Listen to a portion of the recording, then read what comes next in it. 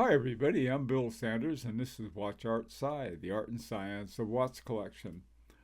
Today, what I want to do is talk about three different independent watches, really from around the world. One from Japan, one from Germany, and one from Switzerland.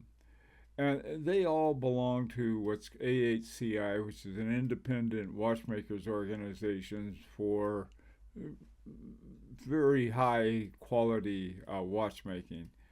And the three that I'm going to look at have some other quality too, and it has to do with a strong care about the whole essence of the watch, more than just I'm going to make a watch and make a living making watches.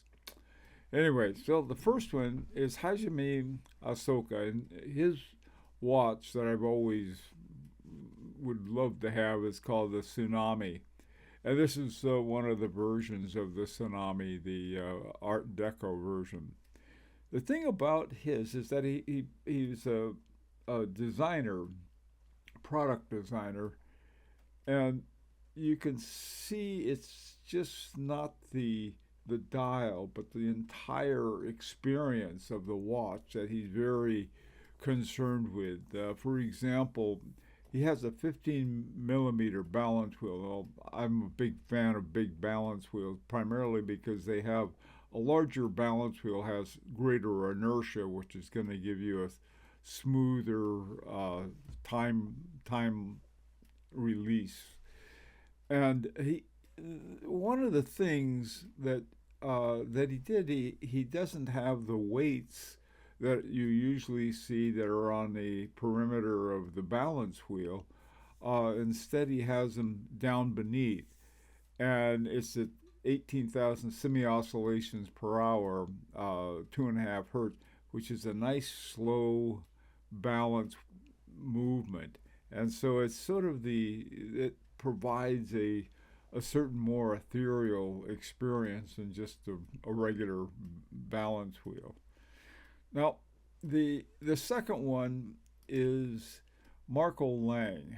Marco Lang, back in about 20 years ago or so, started a company called Lang and Heim, and he made all of these great watches in Dresden, Germany.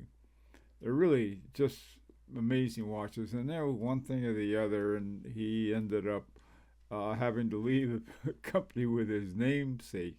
And he had made all of these great watches with these great movements, and but he had to leave. There was economic something or other, I think, and he the thing about him is that he had such a high value for great horology, or just is more than just putting something together. Wasn't a great businessman, I don't think. He's getting better, and so he had to leave that. And he has his own company now called Marco Lang Watches, also in Dresden. And the watch that he came out with, this is the first one.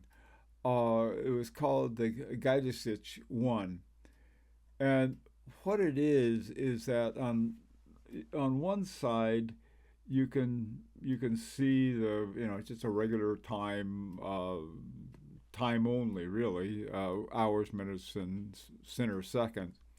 And then you don't take it off to flip it over.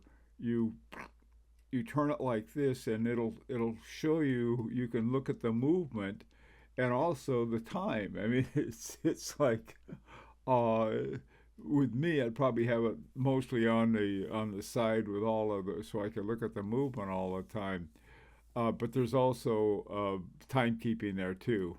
On a more strictly practical watch side, the other end of the guide is uh, it's called Caliber ML01. ML, of course, for Marco Lang. It's a manual wind 21,000 semi oscillations per hour, 3 hertz, and a 70-hour reserve. So it's two things. On the one hand, it's a well-made watch, extremely well-made, And then the other hand, it's sort of a celebration of the horology behind it.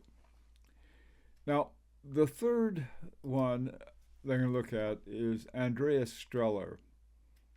He's another guy who cares a lot about horology, and there's other watchmakers. Recently, uh, Kari Voutilainen had bought Urban Jurgensen, and Andreas Strehler went over and worked on something that they needed his help on, and he did it. He has his own watch company called Andreas Strehler. He's got another little watch company called Strehler. I'll talk about that in a second. Anyway, he has all of these wonderful watches. One of the things that he has that's sort of interesting was a statement about double barrels in parallel. I think all of his watches with double barrels are in parallel rather than in series. In series, they'll give you a longer power reserve. In parallel, they give you a more even power. So this is, I mean, some of the things he does. Now, this one watch I thought to take a look at is called the Papillon d'Or, the Golden Butterfly. And I have the price there for a reason. I'll explain why. It's 123,000 Swiss francs, which probably around 150,000 US dollars. The the watch is, you can see I had a little, the bridge is a golden butterfly. The gear train bridge, all of the gear train is on that butterfly shaped bridge, which is just a cool thing. That was one thing. If you take a look at his other watches at his site, you'll see all of these very, I mean, remontoirs, and you name it, and all of these different kinds of horology. And there's an appreciation of horology. And there are a number of, like I said, I had mentioned the thing he did with Urban Jurgensen, but another company that most people overlook as a serious horology company is Maurice Lacroix.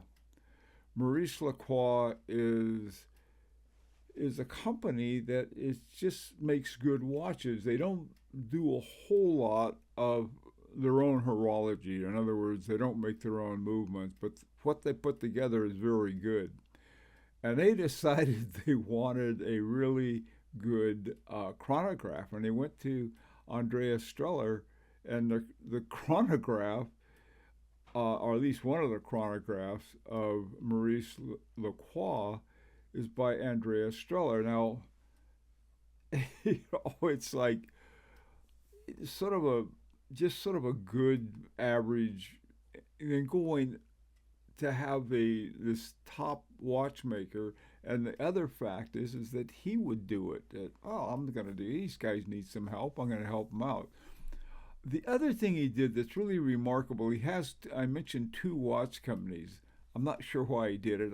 I can guess, but I'm not sure. He has this other watch company called Strehler. There's Andreas Strehler, where he has all these really great and very expensive watches. And he decided he wanted to make a watch for sort of the quote unquote regular guy.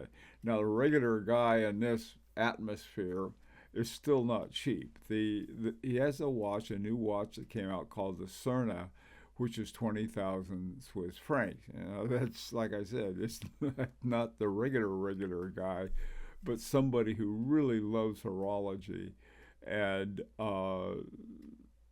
not, you know, it sounds funny, but it's sort of like a gift compared to a lot of the other things that he's done. So, yeah, another top kind of guy for watchmaking. Anyway, those are three watchmakers I think that make this hobby of watch collection worthwhile. I think because to them it's such an important thing to deliver the quality that they do.